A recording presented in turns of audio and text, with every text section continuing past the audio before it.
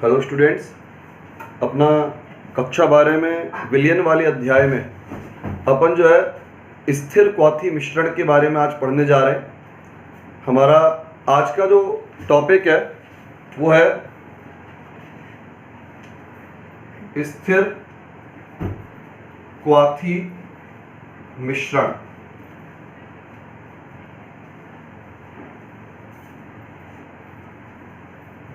स्थिर क्वाथी मिश्रण, बेटा देखिए, स्थिर क्वाथी मिश्रण का अर्थ होता है ऐसा कोई भी मिश्रण जिसके दोनों घटक एक साथ एक ही तापमान पर आश्रित होते हैं। जिसके दोनों घटक एक साथ एक ही ताप पर आश्रित होते हैं, ऐसे किसी भी मिश्रण को हम स्थिर क्वाथी मिश्रण कह सकते हैं। देखो, अपन इसको ऐसे समझें, मान लीजिए हमारे विलयन के अंदर दो पदार्थ हैं, एक पदार्थ ए है और एक पदार्थ बी है। अब इसका जो क्वथनांक है पहले वाले का हमने माना 70 डिग्री सेल्सियस और दूसरे वाले का क्वथनांक हमने मान लिया 110 डिग्री सेल्सियस है। यानी दोनों के क्वथनांकों में पर्याप्त अंतर है। तो होना क्या चाहिए? होना तो ये चाहिए कि पहले आपका पदार्थ ए वो आश्रित हो, उसकी वाष्प बने, और उसके बाद में जब आपका पदार्थ ए पूर्ण रूप से समाप्त हो जाए, उसकी वाष्प बन जाए पूर्ण रूप से, उसके बाद में आपको पदार्थ बी की वाष्प मिलनी चाहिए। और सामान्य रूप से ऐसा ही होता है, जिसका क्वथनांक कम होता है वो पहले वाष्पित हो जाता है, और जिसका क्वथनांक ज्यादा होता है वो बाद में वाष्पित होता है। और यही जो है पदार्थों के पृथक्करण के लिए आसवन का सिद्धांत है। मिश्रण के घटकों के पृथक्करण के लिए आसवन इसी सिद्धांत पर आधारित होता है कि जिसका क्वथनांक कम है उसकी वाष्प पहले बनेगी, और जिसका क्वथनांक ज्यादा है उसकी वाष्प बाद में बनेगी। इस आधार पर हम इन दोनों को एक दूसरे से अलग अलग आसानी से कर सकते हैं। ये तो सामान्य बात है। लेकिन कई ऐसे मिश्रण भी प्रकृति में पाए जाते हैं जिनमें घटकों के क्वथनांक बिल्कुल अलग अलग हैं, लेकिन एक विशेष अवस्था में, एक विशेष संघटन की अवस्था में दोनों घटक एक साथ एक ही ताप पर आश्रित होने लग जाए। जब दोनों घटक एक साथ एक ही ताप पर आश्रित होते हैं तो ऐसे किसी भी मिश्रण को हम स्थिर क्वाथी मिश्रण कह सकते हैं। उदाहरण के लिए एक आपका उदाहरण इसमें एथेनॉल प्लस पानी। देखिए, 95% एथेनॉल और 5% पानी, 95% एथेनॉल और 5% पानी। एथेनॉल का क्वथनांक होता है 351.3 केल्विन। ये एथेनॉल का क्वथनांक है, और पानी का क्वथनांक होता है 373 केल्विन। अब जब 95% एथेनॉल और 5% पानी का मिश्रण हो तो इस अवस्था में दोनों घटक एक साथ 351.1 केल्विन ताप पर आश्रित होने लग जाएंगे। यानी ये भी आपको 351.1 पर मिलने लग जाएगा और पानी भी आपको 351.1 पर ही मिलने लग जाएगा। और जब भी दोनों घटक एक साथ एक ही ताप पर आश्रित होने लगते हैं तो उस अवस्था में आप मिश्रण को स्थिर क्वाथी मिश्रण कह सकते हैं। अब बेटा, इसको हम एक और तरीके से भी परिभाषित करते हैं। जैसे देखिए, ये आपका एक बंद पात्र है और इस बंद पात्र में दो पदार्थ ए और बी हैं। पदार्थ ए की मोल भिन्न है x से और पदार्थ बी की मोल भिन्न है x भी। अब ये द्रव रूप में वाष्पन हुआ, वाष्पन में ए की भी वाष्प बनेगी, बी की भी वाष्प बनेगी। तो अगर इस वाष्प में ए की मोल भिन्न x है और बी की मोल भिन्न x भी हो, यानी जो संघटन द्रव अवस्था में है मिश्रण का, जैसा संघटन द्रव अवस्था में है, अगर वैसा ही संघटन वाष्प अवस्था में प्राप्त हो रहा है, तो भी हम इस मिश्रण को स्थिर क्वाथी मिश्रण कह सकते हैं। दो परिभाषा इसकी मैंने बताई। पहली परिभाषा, यदि किसी मिश्रण के दोनों घटक एक साथ एक ही ताप पर आश्रित हो रहे, तो मिश्रण आपका स्थिर क्वाथी मिश्रण कहलाता है। या यदि किसी मिश्रण का द्रव अवस्था का संघटन और वाष्प अवस्था का संघटन, दोनों संघटन एक समान हो, द्रव अवस्था में और वाष्प अवस्था में संघटन एक समान हो, तो हम इस मिश्रण को स्थिर क्वाथी मिश्रण कहते हैं। अच्छा, ऐसा कोई भी मिश्रण जो है, उसके घटकों को हम आसवन की विधि के माध्यम से अलग नहीं कर सकते। भाई दोनों एक साथ ही, दोनों की वाष्प एक साथ मिल रही है, तो दोनों की वाष्प अगर एक साथ मिलेगी तो इनको हम आसवन की विधि के माध्यम से अलग नहीं कर पाएंगे। अब ये जो आपके स्थिर क्वाथी मिश्रण होते हैं, इनको हम दो भागों में वर्गीकृत करते हैं। एक तो होते हैं न्यूनतम क्वथनांकी, न्यूनतम क्वथनांकी स्थिर क्वाथी मिश्रण, और एक होते हैं उच्च क्वथनांकी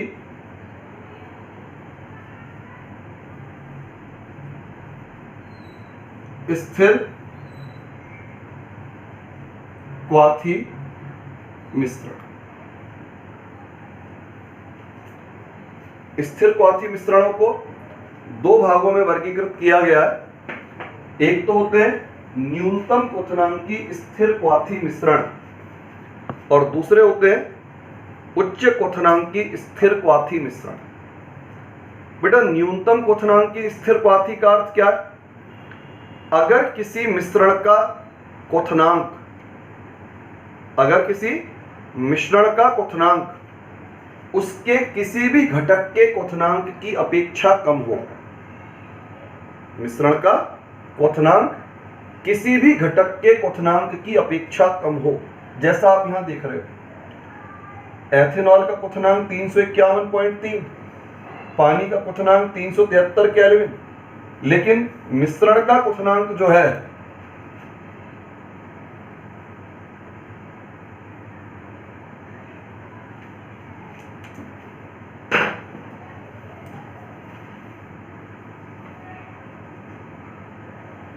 मिश्रण का जो क्वथनांक है, यह क्वथनांक 351.1 केल्विन प्राप्त हो रहा है, जो एथेनॉल की अपेक्षा भी कम है और पानी की अपेक्षा भी कम है।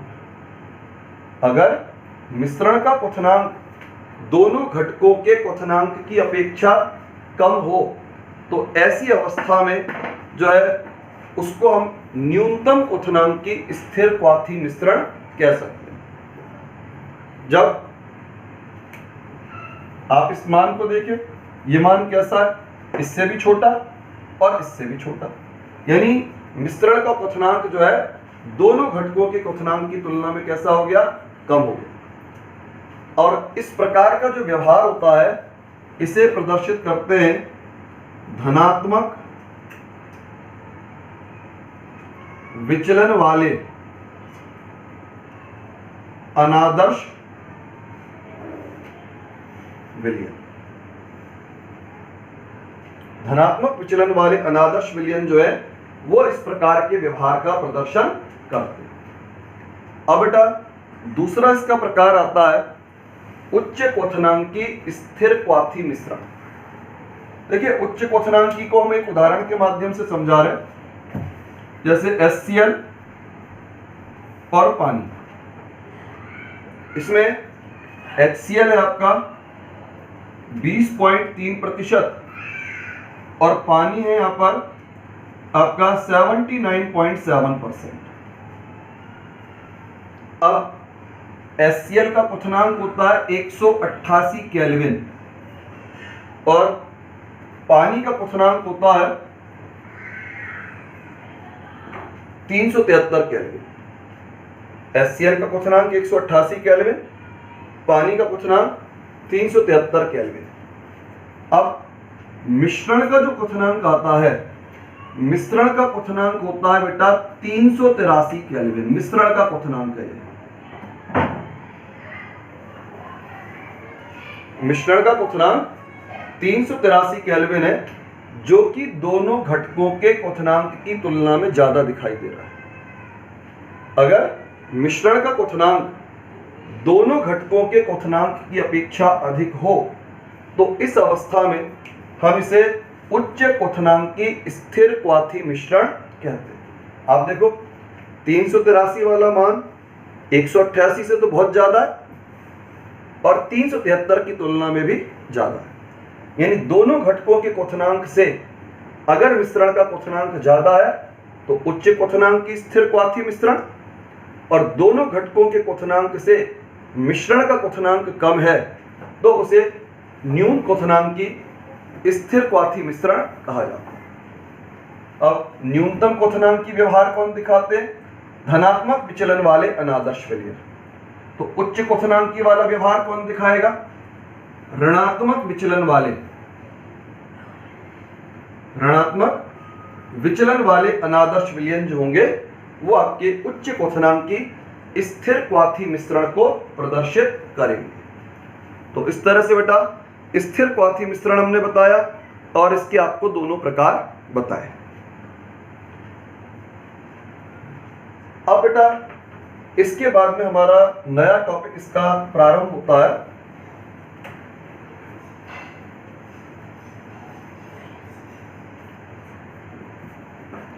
नया टॉपिक इसका प्रारंभ होता है यहां पर अणु संख्य गुणधर्म।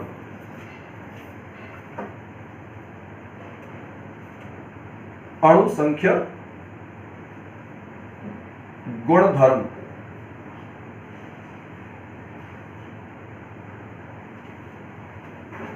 अब बेटा ये अणु संख्य गुणधर्म क्या है?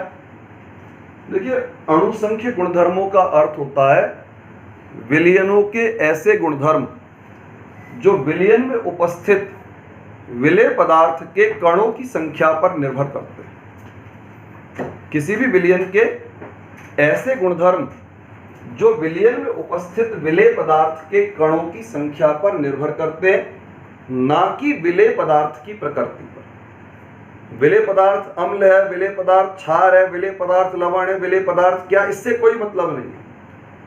यहां अर्थ केवल इस बात का या मतलब केवल इस बात का है कि विलेय पदार्थ के कणों की संख्या कितनी है।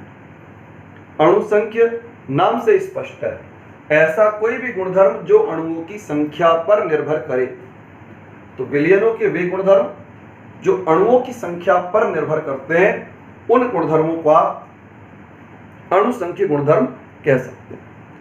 यानी ये गुणधर्म कणों की संख्या पर निर्भर करेंगे, ना कि कण के प्रकार या कण की प्रकृति पर निर्भर करेंगे। इन गुणधर्मों को हम 4 भागों में वर्गीकृत करते हैं बेटा। पहला है इसका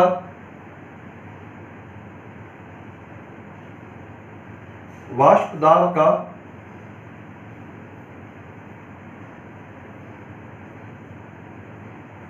आपेक्षिक अवनमन। पहला गुणधर्म है वाष्प दाब का आपेक्षिक अवनमन। दूसरा है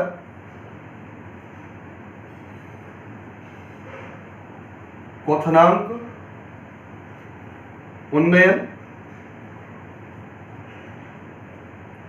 तीसरा है हिमांक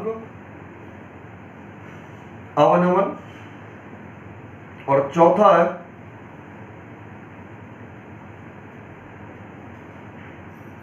परासरण दाब। तो ये बेटा 4 प्रकार के अणुसंख्य गुणधर्म होते हैं और इन चारों प्रकार के अणुसंख्य गुणधर्मों का ही हमें इस अध्याय में अध्ययन करना है। तो अणुसंख्य गुणधर्म क्या रहे? विलयनों के वे गुणधर्म जिनका मान अणुओं की संख्या पर निर्भर करता है या कणों की संख्या पर निर्भर करता है, विलेय पदार्थ की प्रकृति पर निर्भर नहीं करता। ऐसे किसी भी गुणधर्म को आप नाम देंगे अणुसंख्य गुणधर्म। और ये गुणधर्म जो है इन्हें हम 4 भागों में वर्गीकृत कर रहे हैं। पहला है वाष्प दाब का आपेक्षिक अवनमन, दूसरा है क्वथनांक उन्नयन, हिमांक अवनमन, और चौथा आता है परासरण दाब। अब बेटा हम यहाँ पर इनको एक एक करके थोड़ा सा इनका अध्ययन करते हैं। सबसे पहला गुणधर्म है यहाँ पर वाष्प दाब का आपेक्षिक अवनमन।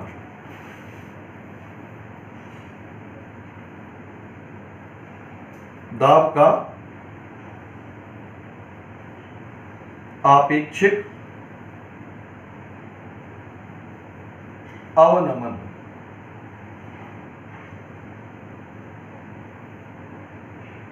बेटा ये वाष्प दाब का आपेक्षिक अवनमन, इसका अध्ययन अपन ने ठोस द्रव विलयन में किया था। इसके बारे में अपन जो ठोस द्रव विलयनों का वाष्प दाब है उस टॉपिक में पूरा पढ़ चुके हैं। हमने पूरा सूत्र इसका स्थापित किया था और लास्ट में हमने इसका निष्कर्ष निकाला था राउले के नियम के रूप में। तो राउले के नियम के अनुसार किसी अवाष्पशील ठोस युक्त विलेय का जब विलयन बनाया जाता है तो विलयन के वाष्प दाब का आपेक्षिक अवनमन विलेय पदार्थ की मूल भिन्न के बराबर होता है। अवाष्पशील ठोस युक्त विलेय पदार्थ का विलयन बनाया जाए तो विलयन के वाष्प दाब का आपेक्षिक अवनमन विलेय पदार्थ की मूल भिन्न के बराबर होता है। और इसमें एक शर्त लागू होती है कि हमारा जो विलेय पदार्थ है वो एक विद्युत अनपघट्य पदार्थ होना चाहिए। विद्युत अनपघट्य का मतलब जो पदार्थ आयनों में वियोजित ना हो। अब ये आयनों में वियोजित क्यों ना हो इसके बारे में अपन इस चैप्टर के आखिरी में पढ़ेंगे। तो राउले नियम के अनुसार जब किसी अवाष्पशील पदार्थ का विलयन बनाया जाए, अवाष्पशील ठोस पदार्थ का विलयन बनाया जाए तो विलयन के वाष्प दाब का आपेक्षिक अवनमन विलेय पदार्थ की मूल भिन्न के बराबर होता है। वाष्प दाब का आपेक्षिक अवनमन बराबर विलेय की मूल भिन्न। इस पूरे सूत्र की स्थापना हमने ठोस द्रव विलयन के वाष्प दाब में कर रखी है। हमने यहां सूत्र निकाला था इसका P0 minus PS upon P0 is equal x। ये बेटा अपन ने इसका पूरा निष्कर्ष निकाला था। अब हम यहां पर वाष्प दाब के आपेक्षिक अवनमन के माध्यम से विलेय पदार्थ के अणु भार की गणना करना देखते हैं। इसमें वाष्प दाब के आपेक्षिक अवनमन से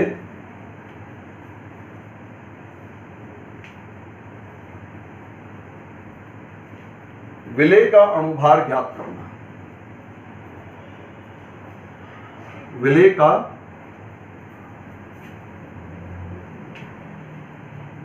अणुभार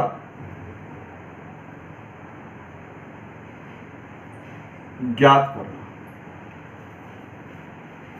देखिए आपेक्षिक अवनमन P0 minus PS upon P0। मूल भिन्न किसकी? विलेय की। अब इसे हम इस प्रकार लिख सकते हैं delta P upon P0, P0 minus PS वाष्प दाब अवनमन, P0 माइनस PS वाष्प दाब अवनमन, इसे लिखा जाता है डेल्टा P बराबर विलेय पदार्थ के मोल बटे कुल मोल। विलेय पदार्थ के मोल बटे कुल मोल। इसमें Na विलेय के मोल,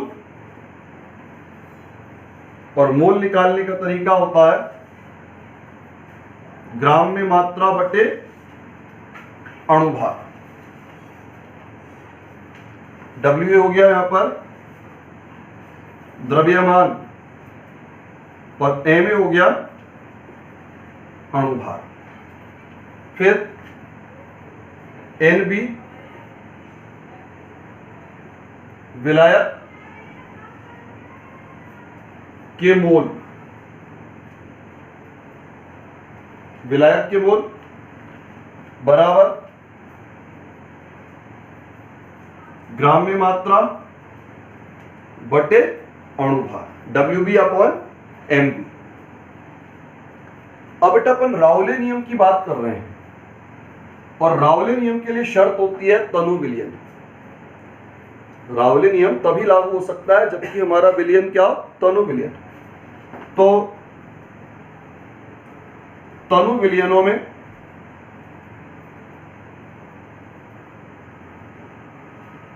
अब बेटा तनु विलयनों में क्या, विलेय पदार्थ के मोल विलायक की अपेक्षा कैसे होंगे, बहुत कम होंगे। विलेय पदार्थ के मोल क्या होंगे, विलायक की अपेक्षा बहुत कम, Na लेस देन Nb। तो इसका अर्थ यह हुआ आप Na प्लस Nb लगभग बराबर हो जाएगा Nb। Na प्लस Nb लगभग बराबर हो जाएगा Nb के। अब हम इसमें लिख सकते हैं delta P upon P not is equal Na upon Nb। Delta P upon P not is equal Na upon Nb। अब हमने इसमें Na प्लस Nb को लगभग बराबर कर दिया था Nb के। अब देखिए delta P upon P not is equal Na का मान हो गया WA अपॉन Ma, और Nb का मान हो गया WB अपॉन MB। अब हमें ज्ञात करना है इसमें विलेय पदार्थ का अणुभार। देखिए विलेय पदार्थ का अणुभार Ma, तो Ma का मान, Ma को हमने क्या लिया था, अणुभार। किसका अणुभार, विलेय पदार्थ का अणुभार। तो Ma बराबर हो गया WA into MB upon WB। इसका तो हमने कर दिया पक्षांतरण, यहां ऊपर आ गया, और इधर से हम वाष्प दाब के आपेक्षिक अवनमन को उधर ले जाएंगे, तो ये हो जाएगा P not upon delta P। तो ये जो हमें सूत्र प्राप्त हो रहा है, इस सूत्र की सहायता से हम यहां पर वाष्प दाब के आपेक्षिक अवनमन का प्रयोग करते हुए विलेय पदार्थ के अणुभार की गणना कर सकते हैं। तो ये बेटा विलेय पदार्थ के अणुभार को ज्ञात करने का तरीका। राउले नियम, आपेक्षिक अवनमन, विलेय पदार्थ की मूल भिन्न के बराबर। अब मूल भिन्न निकालने के लिए विलेय के मोल अपॉन कुल मोल। अब इसमें विलेय के मोल Na बराबर हो जाएगा WA अपॉन Ma, मतलब विलेय का द्रव्यमान बटे विलेय का अणुभार। Nb विलायक के मोल, यानी विलायक का द्रव्यमान बटे विलायक का अणुभार। अब बेटा तनु विलयन के रूप में अगर हम देखें तो तनु विलयनों में, तनु विलयन का हमने तनु विलयन लिया क्यों, क्योंकि हम राउले नियम का प्रयोग कर रहे हैं। राउले नियम केवल तनु विलयनों पर लागू होता है। तो तनु विलयन का मतलब है विलेय के मोल विलायक की तुलना में बहुत बहुत कम होंगे। जब विलेय के मोल बहुत कम होंगे तो Na प्लस Nb लगभग बराबर हो जाएगा Nb के। अब delta P upon P not is equal Na की जगह Na आ गया, लेकिन Na प्लस NB के स्थान पर केवल NB आएगा। क्यों? क्योंकि Na प्लस NB को हम लगभग बराबर NB ले चुके हैं। अब मानों को रखें, Na का मान होता है WA अपॉन M, MB का मान WB अपॉन वाला MB ऊपर चला जाएगा। हमें इसमें निकालना है विलेय पदार्थ का अणुभार Ma, तो Ma पक्षांतरण हो गया, ऊपर आ गया, इधर बचेगा WA MB अपॉन WB और इसको उल्टा कर दिया वहां पर, तो P0 अपॉन डेल्टा P। तो इस प्रकार से हम जो है आपेक्षिक अवनमन का प्रयोग करके विलेय पदार्थ के अणुभार की गणना कर सकते हैं।